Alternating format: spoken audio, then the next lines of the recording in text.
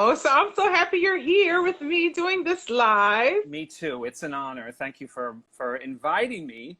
I got your email and I was like, oh, of course, this is just like us going out and having a drink, or or dinner or something. So how could I turn that down? I know, I had my fingers crossed. I was like, oh my gosh, I hope he says Let's yes. just not talk about opera though, okay? No, no, we're not going to talk about opera. Everything but opera.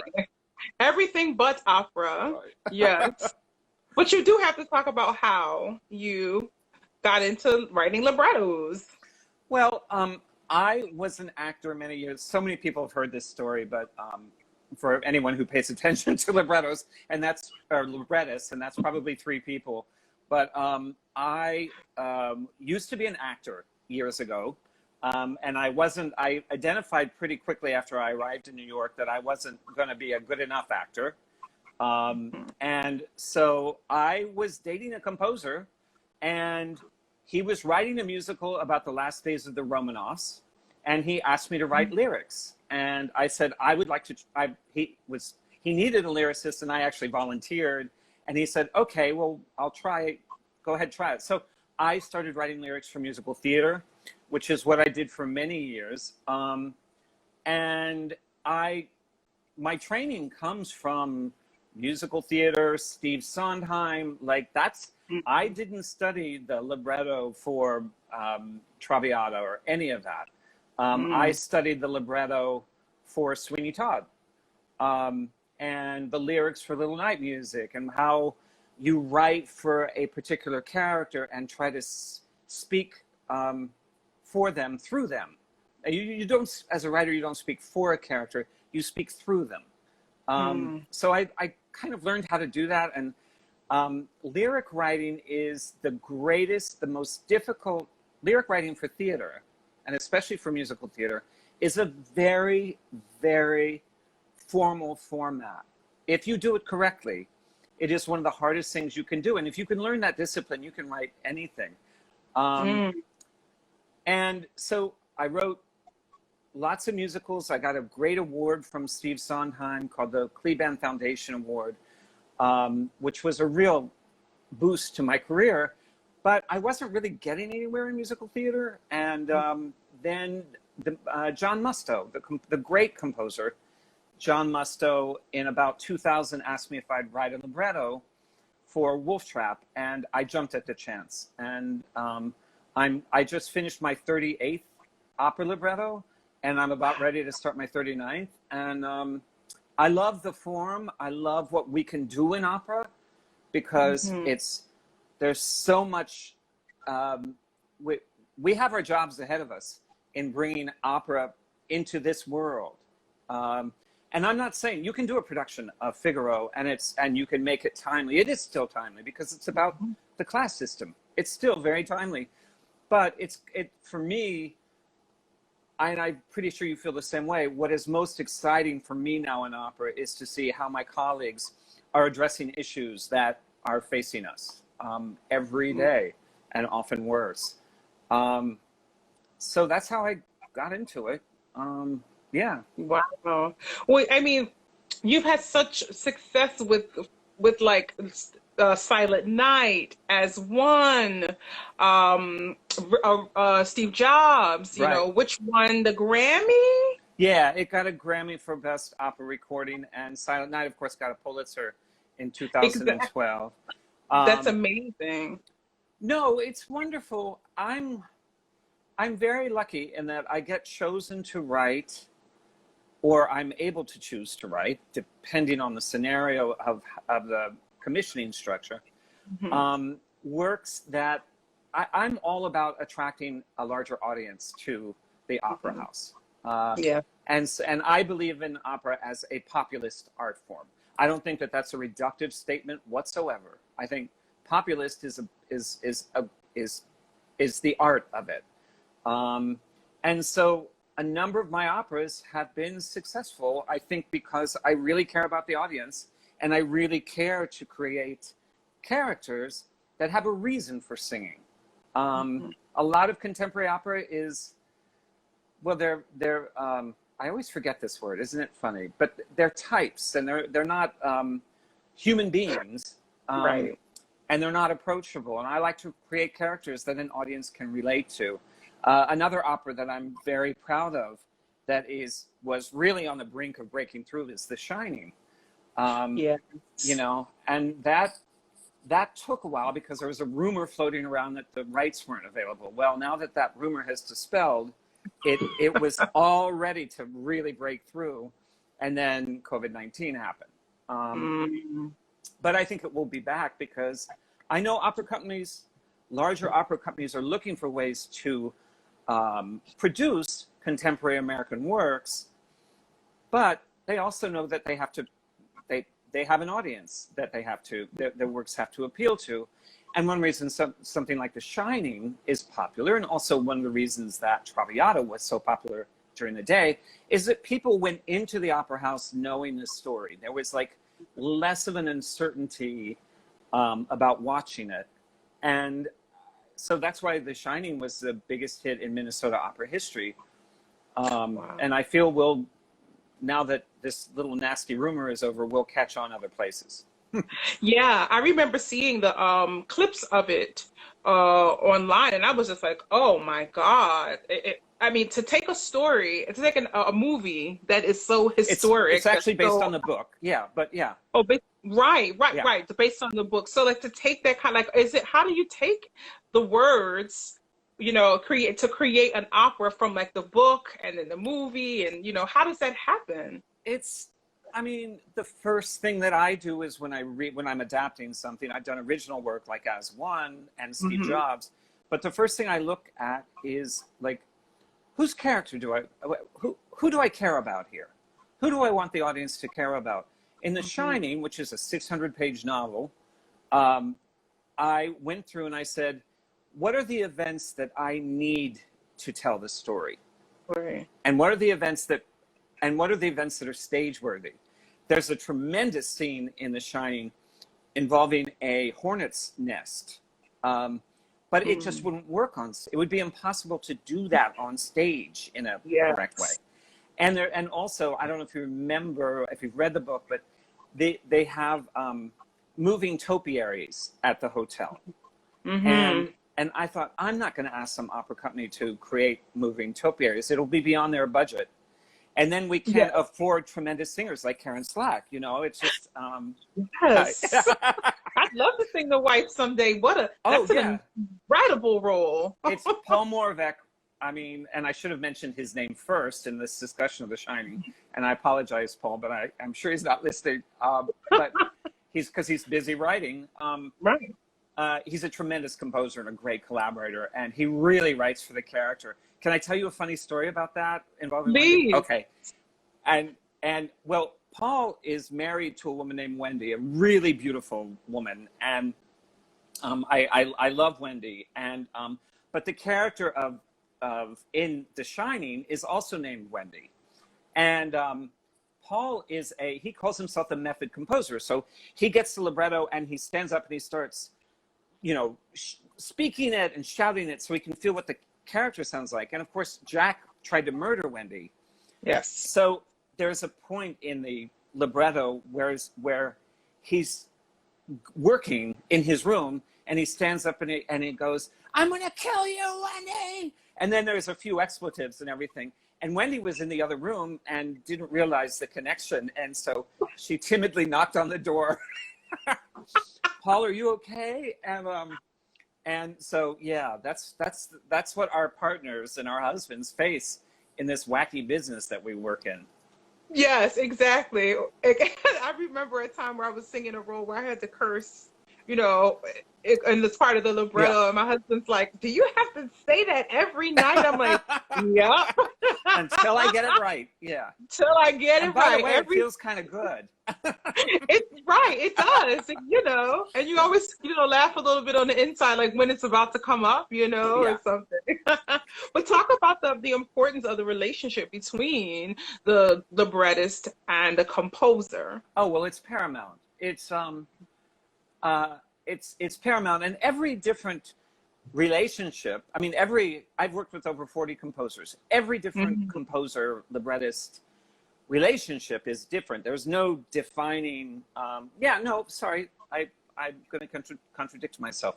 What defines a good collaboration is respect. Respect for each other's roles. When a composer tries to be the librettist, and God forbid if a librettist tries to be the composer, the whole thing falls apart.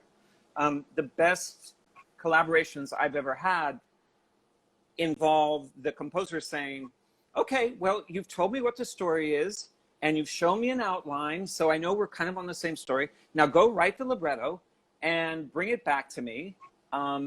And then we'll go over it and change things as we need to change things. But it's never the composer saying, this is what the story has to do, and I'm going to tell you how to write it. It really involves respect. And I was going to say, and by the way, each project is different. Every time I start a new project with Kevin Putz or Paul Moravec, and we've worked together several times, the story changes, and we just have to make sure we're telling the same story. The reason so many new operas and musicals falter is because the composer and the librettist are not telling the same story. And then you bring in a producer, and they don't know what story is being told. You bring in a stage director, and the singers don't know, and then it just all kind of falls apart. So I love, when I've worked with Paul, we'll sit at this very table, and he will go over, and I'm not exaggerating, every punctuation to make sure that we are on the same page. And then he'll come to a point and say, I can't set this. I just don't, I'm not feeling anything here. And then it's my job to rewrite it, to make sure that he finds words that will make him do his best music and make the singers sing their most passionate. Absolutely. I mean, I have such a respect that I didn't have earlier on as a singer until I started doing new works. And when I did my first workshop, I was like, oh, okay, now I get it. I get the time, the effort, the passion, the pouring into creating art. It goes so much beyond. I always say, you have to lift the black notes off the white page and make them sparkle. But so much goes into putting those black notes on that white page and the words attached to them. It's a tremendous respect that I have that I didn't have earlier in my career. Thank you. I would say something because I was working on. I'm working on a new song with a great composer named Jimmy Lopez. And it's for Sasha Cook's new album, and he asked for a rewrite of the lyric, and he was right. I usually underwrite because composers usually need fewer words, and he asked for a rewrite, and he was right to ask for it.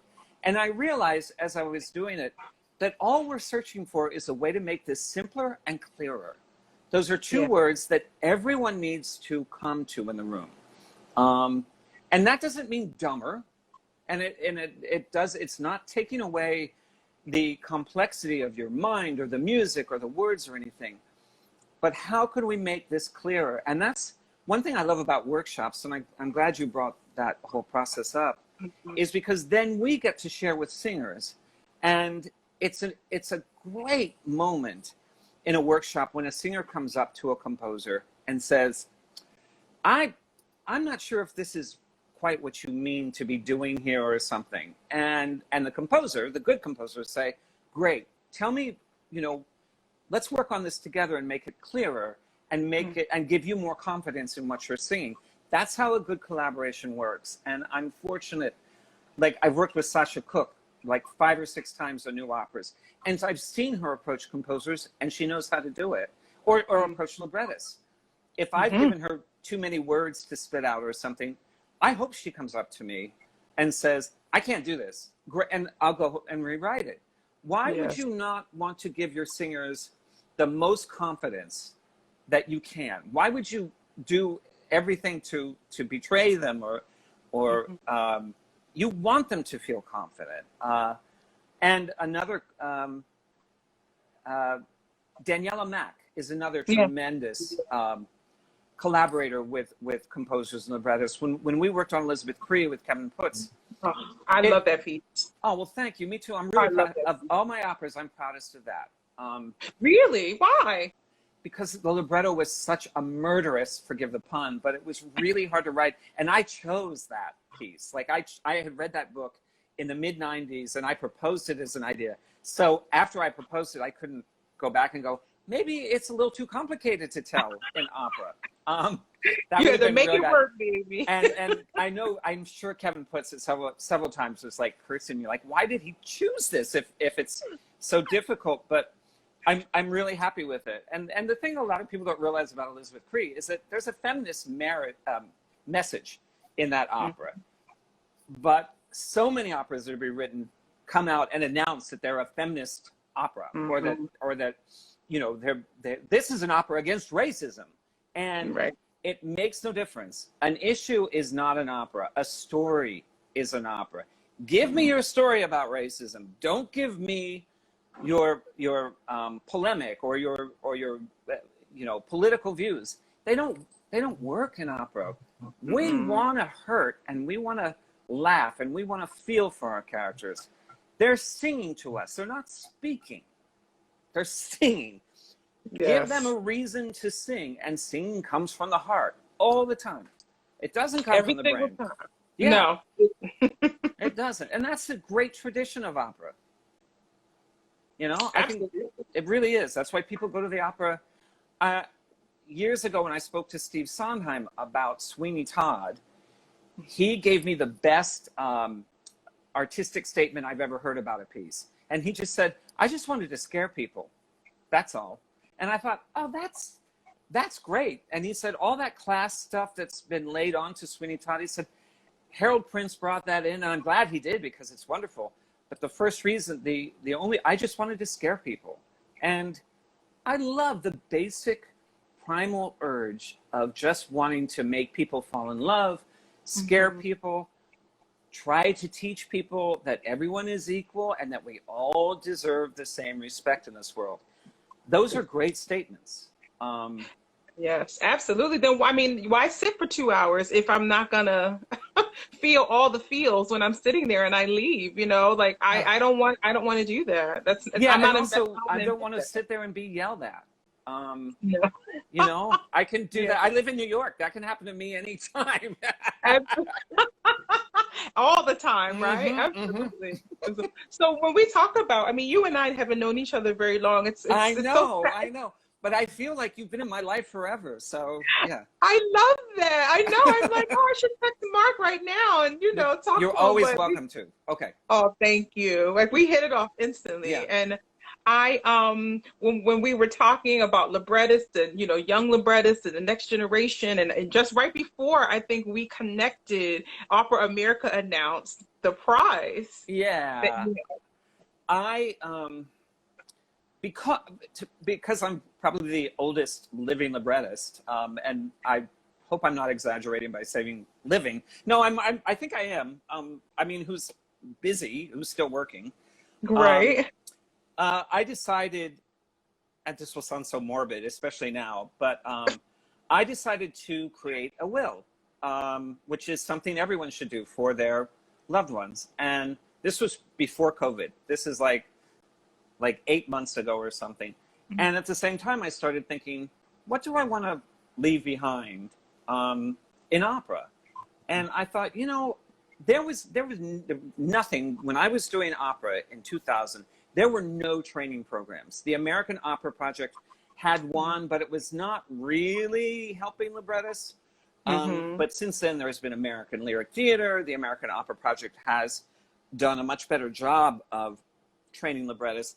And the American Opera Initiative in Washington, D.C., which is, I was one of the founders of that with Christina Schuppelman and Michael Heaston.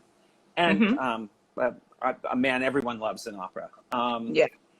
And so does, for me, I think everyone loves Christina, or they should.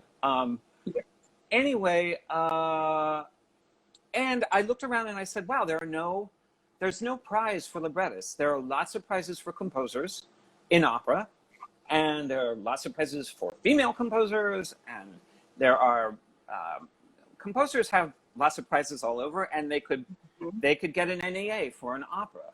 But a librettist never could. We're thought of as second-class citizens, for one thing. And so I decided to create a prize from my own pocket for opera librettists, just to help raise the profile of this person's role in opera. And I went to Opera America, and they were only too thrilled because I was funding it also. Yes, I'm sure. Bless them. I understand that.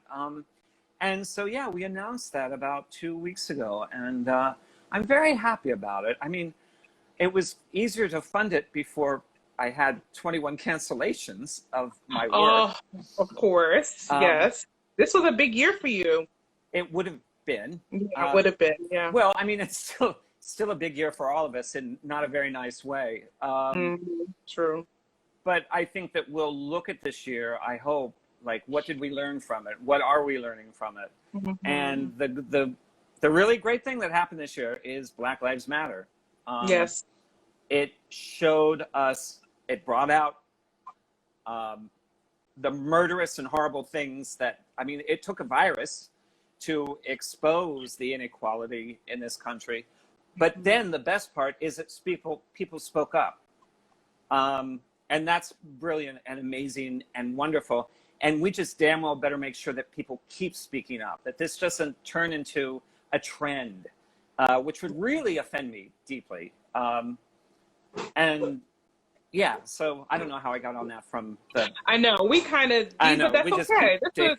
But the Campbell... That's why we need... It's called the Campbell Opera Librettist Prize. And I hated calling it after... giving it my own name, but Mark Skorka insisted, and I thought, well, okay, I can do it.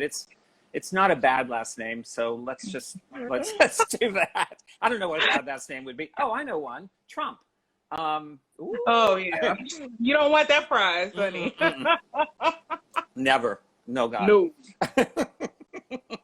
We better be careful. Oh, right. This is. It's not. We're not in New York, honey. I know, but, or Philly. Right. No, not at all. But no, I wanted to, say, because we were talking when I was looking for a librettist recommendation for a friend of mine who's a composer, and we were talking about several things. We talked about who gets to tell the stories. We talked about why is there a lack of librettists of color, particularly, African American. I was going to speak about my community, and also we talked about what people will want to see when we come back. What sounds, what words, how far can we go? In our art form. Yeah, coming back is going to be. I can't make predictions that way. A lot of people have been saying, well, opera will be. People will want. I saw one survey of arts someone sent me from Minnesota Opera, and they said, you'll be so happy to see this survey because basically people want to come back and be entertained and engaged directly with the story and screw high art, whatever that means. Of course I don't separate those two, but I think it's impossible to tell. I also think it's too early. But I do hope that Black Lives Matter, I hope opera does not shut out this movement and not just appoint African Americans to an opera board, but that produces stories that are about African Americans. There's something recently, there's a big little fight on Facebook because that stupid parterre box, whatever that thing is, right. announced in a very denigrating way that New York City Opera is doing Central Park 5, Anthony Davis's opera that got the Pulitzer Prize. That's not shabby. And he's not shabby, No. He does not deserve that treatment. And I don't care what the producers' motivations are or anything. They're producing work that is important to us now. I'm really excited. I think that this will help the opera Blue. Tazewell Thompson and Janine Tesori's opera that premiered at Glimmerglass. I really hope that this just explodes in every opera company across the country. Actually, the world. because it's not just an American problem. But we need more of those operas. The other thing that I think we need more of in terms of stories about people of color is positive stories. Yes, love stories. Can someone write a love stories, story? family stories? I mean, I know family. I'm a gay man. Saying family has a tricky meaning, but even though I have a family, but stories that show. We've seen a lot of operas about drug addicts and failed athletes and stuff, and we haven't. I shouldn't say we've seen a lot. We've seen like 2 or 3. God, 2 or 3. Now we're done. I know exactly. But I hope to see better stories that that we can bring children or young people to the opera of color and say, "Oh, wow, I can." I mean, I hate that cool movie. Oh, what was it called? Histories. It was about the 3 women who worked for NASA. Hidden Figures. Hidden Figures. I love that movie. I saw it on the plane, and I mean, I should preface it. When I see something on a plane, I'm going to cry anyway. It could be the worst garbage. I tend to have had a Bloody Mary or 2. And then I'm on a plane, and it's just sad, and I start crying. But I love that movie. But they turned it into a music. They're turning it into a musical, and I wanted it to be an opera so badly. Why a musical? It deserves to be an opera. Yes. Well, the people who own the rights to that know that they'll make a lot of money with the musical, and they won't make anything with an opera. So of course. I can't begrudge them for that. Other than I wanted to see it as an opera. Yeah, I mean, that would have been amazing. I mean, I often think about. I went to opera conference in St. Louis a few years ago, and I was on a panel, and I talked about stories and storytelling, and what we'd like to see and what we'd like to be a part of, And I said I want to do more Black stories, but I also didn't want people to confuse it with me saying, "Oh, I only want to tell Black stories." And I just feel like there's not enough diversity in new works. I feel like there's 25 white casts, and then you get like the one, show, and all the Black people are, or it's all Black or all Asian, or why isn't there more diversity when people are thinking about these projects? Unless you're a superstar, right? Unless you are a big name singer, you get to do anything. That's true, but I also think that we need to rethink whenever we write new operas I mean, I really agree with you. There are the Black operas, and that's where we're going to throw all of our singers. I hate that. It's wrong. Paolo Prestini and I wrote an opera called Edward Tulane. I'd mentioned this to you, and it's rare that opera companies are so embracing of a composer's and librettist idea for casting. Often they're like, well, this is who we're cast. You better like them. But Minnesota Opera sat down with this. Priti Gandhi sat down with this. And Ryan sat down with this and everything. And we said that this is a family opera. And that means all families. It doesn't just mean white families. And so we insisted on an interracial couple. And there was nothing in the story that made it seem like we should not do that. Like it was a give. It was just so easy. And fortunately, Minnesota Opera said, "Oh yeah, good idea. Let's call this person and let's call this person." And so we walked into that rehearsal room before all this happened, and before it got canceled. And I looked around. I went, "Oh, this is the way a rehearsal room should look. These are the people I want to work with." And I'll tell you, not because not because it's the right thing to do. It is the right thing to do, but that alone is not the reason. The reason is because we're creating American art, and this makes better American art when we're representing everyone and not just white people, which I am. But really? I know, hard to believe. But this just makes for better art. That's all. It makes for better opera, and we can't call it American opera if we're not inclusive. It's ridiculous. It is ridiculous, and you have to get all people into the space so that they see themselves on stage. Like Absolutely. representation matters, you know. So how do we get more librettists of color excited about opera? I'm working on it. You know, I mean, like this prize, I hope that I find this person of color who is the most brilliant librettist, and they could be 65 years old. Do you know what I mean? Like, I'm not just doing this for people who are kids and or Right. even it's for and so that's one thing I'm doing. I know when we've are going through applications at the American Opera Initiative and American Lyric Theater and the American Opera Project, we're always trying to do what we can. But there has to be more.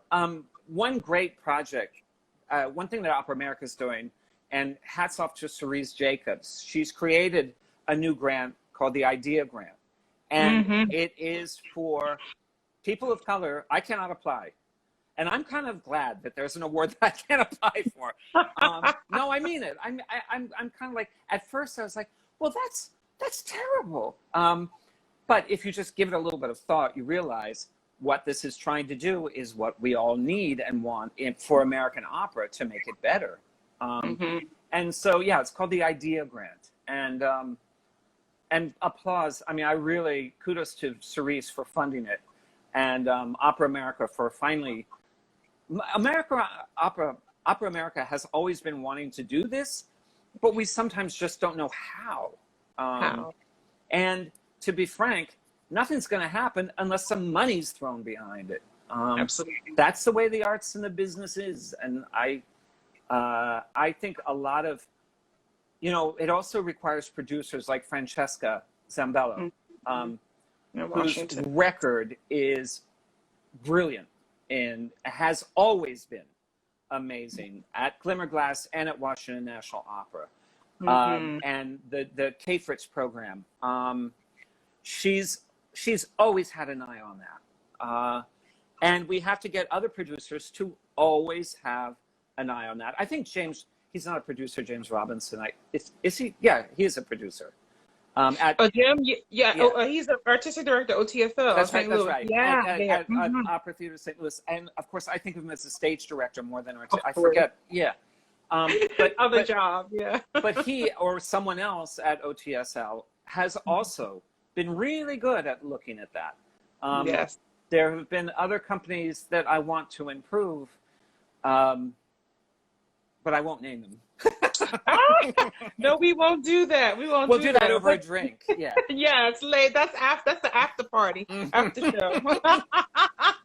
No, I mean, I now that I've taken this artistic advisor position at Portland, that's definitely one of my missions. Yes. Is to do all of the things that we're talking about, and not just for myself, but for the, you know, like I said, whatever I create for me is not just for me; it's for the women coming behind me or next to me to be able to do the thing as well. But I think it's very important that bless you, and also bless Portland Opera for hiring you. Okay, like when I got that inquiry, I was like, well, what? Like me?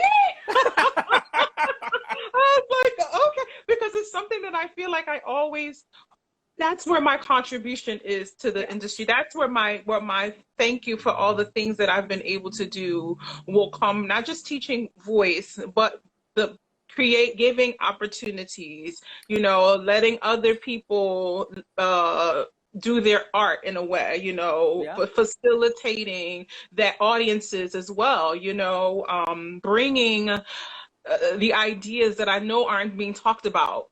Yep. And I know I've done it. I've been shut out of opportunities, you know, and things because people weren't looking for people like me, you know, or the way I sounded or how I make my art. And I've been witness to a few conversations where I now feel emboldened to say, you can't talk that way, stop it. I did not, like 5 or 6 years ago. First of all, because I was worried about my career.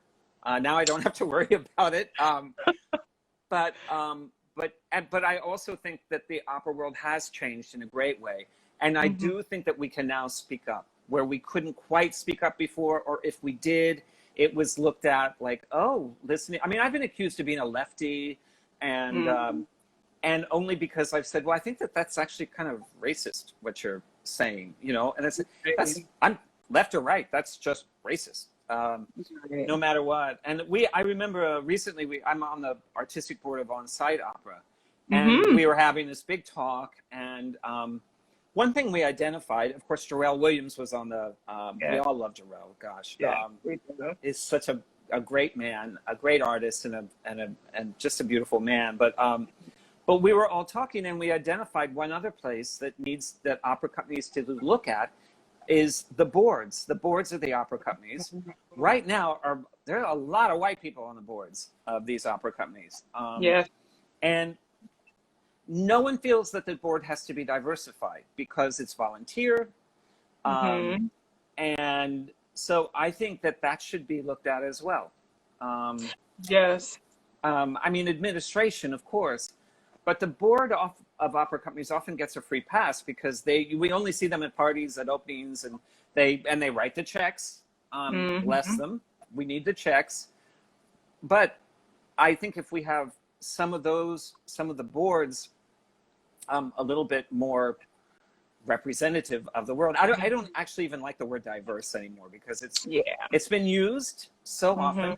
I think it's better to just say representative of the population that we would like to see in the opera house. That's it. You know, absolutely. That's it. We just want to see what we see when we're walking down the street. You know, when we are going through the world, when we're going through an airport. Can you imagine? Oh my God.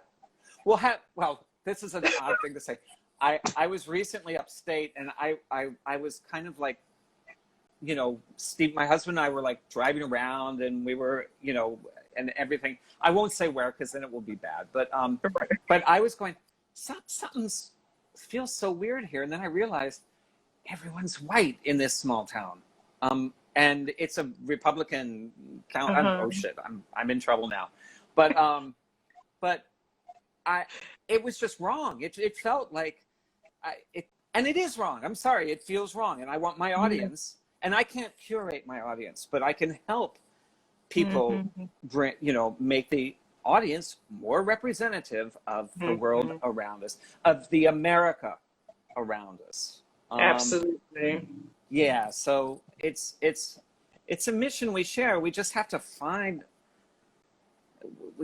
get everyone on board, and then we have to kick some more money behind it. And we also have to do what Portland Opera has done, and a number of companies have done. And absolutely. That's hire people of color, bring them in, like and more and women too. I mean, absolutely. I think I might be the only female African American advisor right now. I mean, I share my position with a wonderful composer, but it would be nice, to that someone just really take the chance. We're the female general directors, we're the female artistic directors of color, in that way. I mean, Pretty Gandhi, it might be the only one, in Minnesota, but I know that Ryan is very committed. Yeah, on that level, yes, and very committed to I'm making his through, company. You might be right. There's don't even take the time to think about it, honey. Okay. Well, Alexis Smith was at NICO.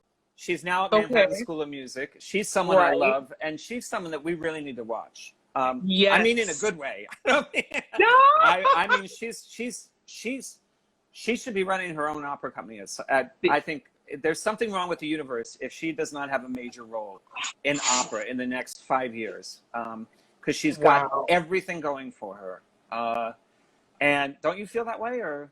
I do. I don't know her very well, but I watched her over the last few. But just like you, it came into where we were on Facebook, and I was like, "Oh, she's fierce, really smart, and she's got a healthy ambition, and I just hope, she's someone I really would love to see running an opera company, and it could be her own, or it could be, Minnesota, or sorry, Ryan, I don't mean that you need to be actually, don't put my baby out of a job. No, never. I would never do that. Ryan and I are good friends. And I got him his bow tie the when he went to the job interview for Minnesota. And I didn't know that he was going to wear it, and he feels it was a good luck sign, which makes me very happy. But what I want is Alexa to be running Chicago Lyric. Running a major, a big opera company. Yes. Not like some small, company, but something major. Absolutely. And this is another thing, and boy, you've got me on a rant, but one thing that we've been doing with female composers, and this I'm going to keep working on this as much as I can. It's been great because of the grant that Opera America created for female composers. It has really helped raise the profile of female composers. It's made opera less of an all-male form in terms of writing music for opera. The thing that it has not quite done is that there are very few female composers who are getting major commissions. And by major commissions, I mean Jennifer Higgins won Opera Philadelphia, and there are a few others, but it's still not on the same level as male librettists and male composers. And I'm taking away work from me right now. So, but that's okay. I'm going to be retiring. It's no problem. You got to keep the hand open so that it goes out and it comes back in, right? Okay. That's good. But I'll be retiring anyway, and I'll have left the business in a shambles. But I mean that. I think a lot of these major opera companies need to hire female composers because they tend to they're being pushed in these smaller commissions, which are great because that helps them build a portfolio. I happily work for a lot of these companies, but I do want to see Chicago Lyric Opera, Lyric whatever, to commission a female composer. I want to see the Met. Houston, yes, the Met. And the Met is doing it now after all these years. They're finally doing it. And it's only because they said, oh yeah, we should do that. We've gotten into trouble. I'm tired of people saying, yeah, okay, we'll do that. I want opera companies to be ahead of that and not have to say, yeah, we just needed to learn about this. No, you've had your time. Like do it now. Do it now. And another thing that I love about Black Lives Matter was that I think it was it Wanda Sykes, a comedian I like very much. It probably wasn't. So forgive me, the person who said this. But she said, you guys, to white people, this is your problem. This is for you to figure out. Racism is your problem. It's not our job to educate you. And we have for so long said, oh, please just tell us what we're doing wrong. No, oops. I got passionate. That's okay. It's opera. But do you know what I'm saying? One thing that I think really came out of Black Lives Matter is people saying, no, your time is up. It's up to you to educate and to be active about this and not be passively saying, I want to do better. Please tell me how. That's not acceptable anymore as an attitude. So, and that applies to opera. Boy, you're getting me very chatty. I love it. That's what we do. I know, but it's up to opera companies to not be just reacting to this, but to be ahead of it every time when it comes to casting, when it comes to programming, when it, when it comes to the board. Not just reacting, but being ahead of it. Exactly. So. And if you don't know, say you don't know. And I think that oftentimes is the mistake that a lot of people in our industry make, is not being able to say, I don't know, or let me figure it out, or let me ask, And it is different to say, let me figure it out. If you have any advice or recommendations, I'd happily hear them. That's different than saying, well, I don't know what to do. We have to actively work on this all the time. And posting on Facebook about it is not actively working on it. It's just a post on Facebook. And anyone can do it, So I just hope, I want us to learn from this pandemic, from the dual pandemic that has risen this year. One has to do with capitalism, but then the other has to do with racism. And I just hope that we learn from all this, and I hope we come through on the other side of this as a stronger country that wants to help each other and not just take care of ourselves. Yes. It's and I know, unfortunately, capitalism, the best of capitalism says, no, you take care of yourself and don't look out for your neighbor. And we've been raised to hate socialism so much, except socialism has great things that helps us help each other. Absolutely. So yeah, and what we've learned in this whole pandemic is that when no one can work, when no one can make money, when no one can feed their families, I don't care how many degrees you have or how much, like it's all the same, baby. Exactly. When it all gets taken away, there ain't no tier system. Nope. And You know? that's brilliant. That's actually right. The one thing that I don't agree, though, is Madonna said it. Oh, COVID is a great equalizer. No, it hasn't. It's proven that it's not. It may be a virus, and it does not have a prejudice against who it attacks, but society does, and how we take care of people, it has attacked that, and it's exposed. It is exposed at this party last night. I was talking with some doctor or something, and I said it has exposed the worst of this country, and what I'm hoping at the end of it is that it brings out the best of this country. Yes, that's what I hope. I hope so. Yes, Yeah. and after these last 4 years of you know, what we've gotten, I would hope, you know, that's why it tears me up when I hear the conversations. I'm like, 14 years later, and have we learned anything from when you start talking about, you know, birtherism and all these other hideous things that we Oh talk my about? God. We Oh my have God. to do better. Yeah. We have, yes, drink honey. We have to do, This like, is just we iced tea. cannot. It'll be scotch later if I'm lucky. Later, right. It's like we cannot go back. We cannot go back. We've got to call a thing, as Ian Van Zant says, and like we can't go back.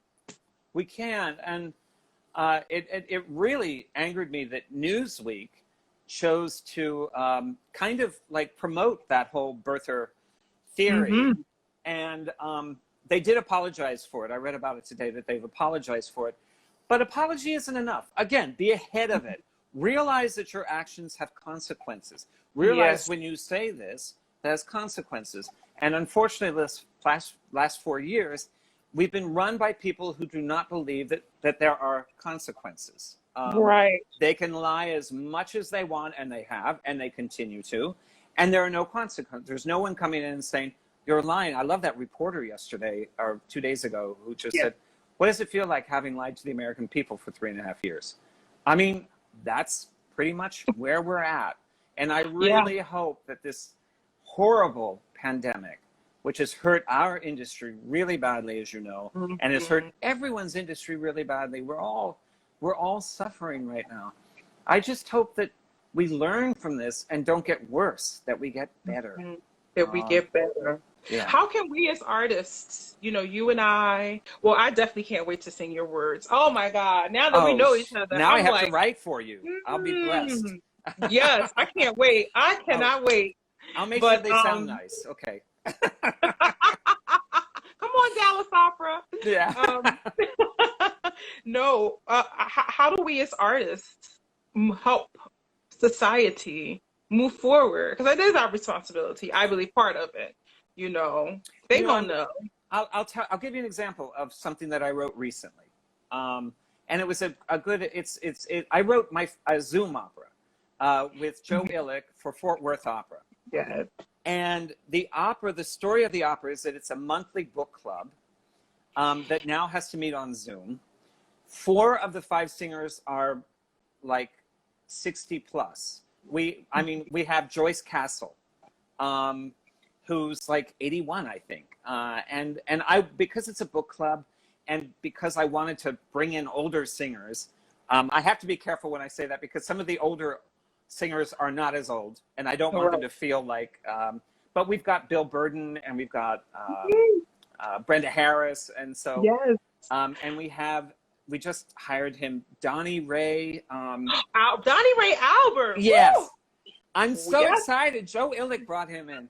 So this tremendous. Donnie Ray Albert has this moment at the end. This book club goes horribly wrong because suddenly politics start entering into it. And the name of the opera is Bernadette's Cozy Book Nook. And Bernadette is anything but cozy. She's a monster. And it's really a story about totalitarianism because she runs the book club and people start expressing opinions and she just puts them on mute. And so that's what totalitarian governments do. They put the people on mute. Anyway, after it explodes, there's a moment where the part played by Donnie Ray Albert, his name is Larry, he says, I won't give the real ending of it away because it's actually kind of cool. I was really proud of it. But at one point, he turns to everyone on the Zoom book club, including a 22-year-old. And he says, try to find some beauty. Right now, in the time of ugly, in the time of hate, in the time of pain, try to find some beauty. And that's the message of this opera. And it's kind of the Mozartian thing of the end of an opera. And no matter how badly we treat each other, we have the potential for being good to each other. And so he gets the message at the end. And it spreads. Even Bernadette, the monster, says, we've got to try to find some beauty. And she of course, says, in better hair. Of course. Which we were talking about earlier. Yeah. So I'm really looking forward to this. Joe Illick wrote the music. It's a commission from Fort Worth Opera. And I finished the libretto 2 or 3 weeks ago, and he's busy writing the music. It's going to premiere in November. Wow. Yeah. And Cara Consilvio is directing, and Andrew Whitman from Minnesota Opera is our music director. And Joe was able to get the Harlem String Quartet to be the ensemble. Oh, that's amazing. I know. Joe did all of this. Joe Illick is just like, this is our 3rd opera. We wrote 2 children's operas. And he's really an amazing guy. And he's a great collaborator and also a really gifted composer, which is the Joe that a lot of people don't know about. So I love Joe. I've worked. He's been trying to get me down to Fort Worth for a while, and I went down there last year. And Joe and I've done 3 recitals together. Oh, wow. I think he's tremendous. He's one of my favorite human beings on the whole. Me too. We have another connection. My God, it's see, crazy. I know. Yeah. We know all the good people. I might include you in that. I don't know about me yet. I'm still working on being bad, even at my age. Listen, you gotta have some salt with some pepper. That's right. I mostly got salt now, but yeah. There used to be, like 5 years ago, there was some pepper in this hair, and it just gets whiter and whiter, and it's falling out. So that happens. That's okay. Like fine wine, just gets better with time. That's what they say. Yeah, if it's been properly corked. Sorry, you know I get vulgar somewhere. True. Forgive me for that. Oh my God, the audience, everyone's hanging out. They're still here, so it's okay. They are still here. I think that's why they brought me on in Dallas.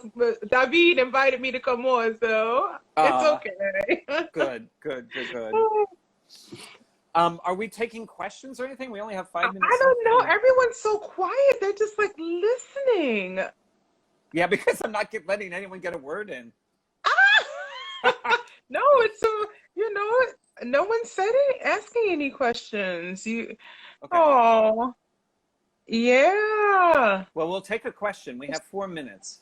Yes, we have 4 minutes to take a question. Come on, peeps.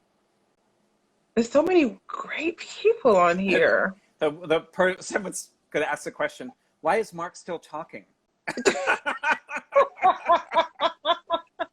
Listen, you are the best. I don't have to ask. When will Mark shut up? Don't dig any crazy questions. Let's see.